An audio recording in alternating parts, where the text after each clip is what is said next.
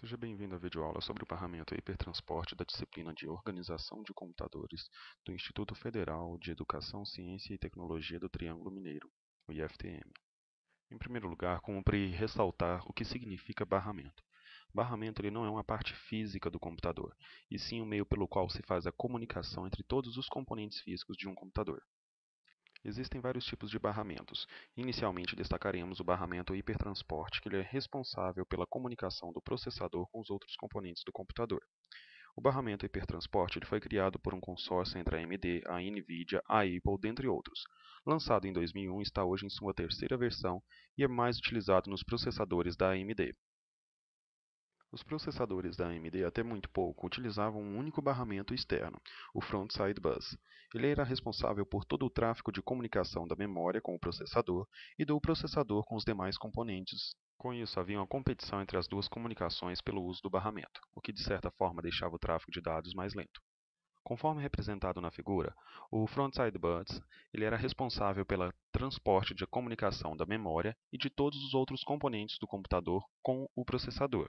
A inovação advinda nos atuais processadores da AMD é a existência de dois barramentos externos, um utilizado na comunicação da memória com o processador, que é o barramento de memória, e o outro utilizado na comunicação dos demais componentes com o processador, através do chipset da placa-mãe, que é o chamado hipertransporte.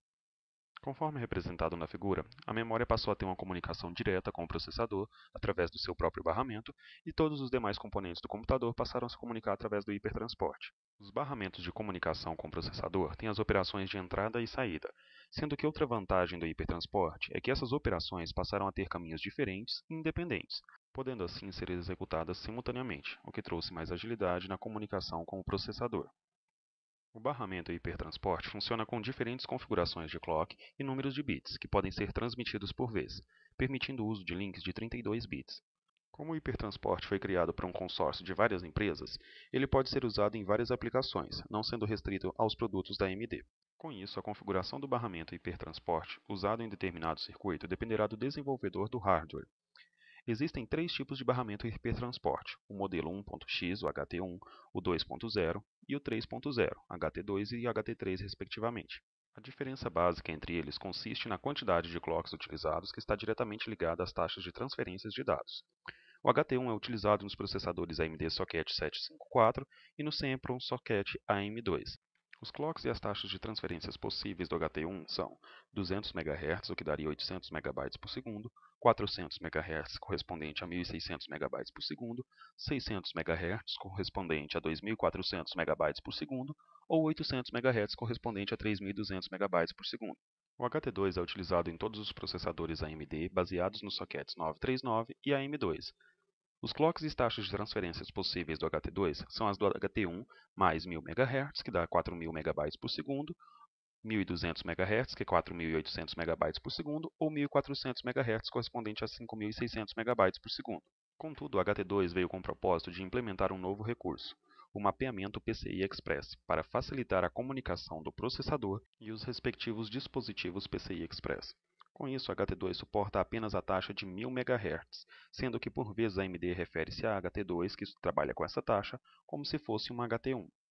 Já o HT3 trouxe novas taxas de transferências, sendo elas 1.800 MHz, correspondendo a 7.200 MB por segundo, 2.000 MHz, correspondente a 8.000 MB por segundo, 2.400 MHz, correspondente a 9.600 MB por segundo, ou 2.600 MHz, correspondente a 10.400 MB por segundo. Além das novas taxas de transferência, o HT3 introduziu outros novos recursos como o modo de operação CA, que permite ao barramento hipertransporte ter distâncias maiores e que ele seja usado para conectar diretamente gabinetes, placas e backplanes, ou seja, esse recurso não será utilizado por processadores.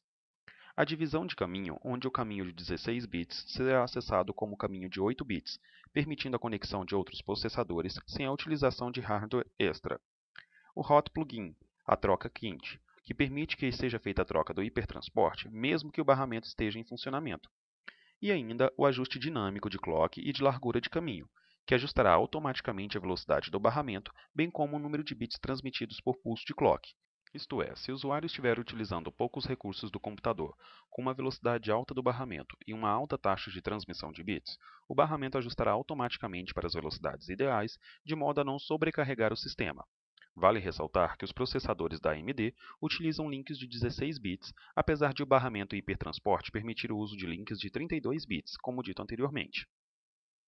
Essa foi então a nossa pequena videoaula sobre o barramento e hipertransporte. Eis aqui algumas de nossas referências bibliográficas utilizadas para a realização desse trabalho. Muito obrigado por terem visitado o nosso site, cisnetUFTM.com. Meu nome é Moreno Fernandes, responsável pela gravação desta videoaula. Não deixe de assistir às demais videoaulas de cada uma das outras disciplinas no nosso site.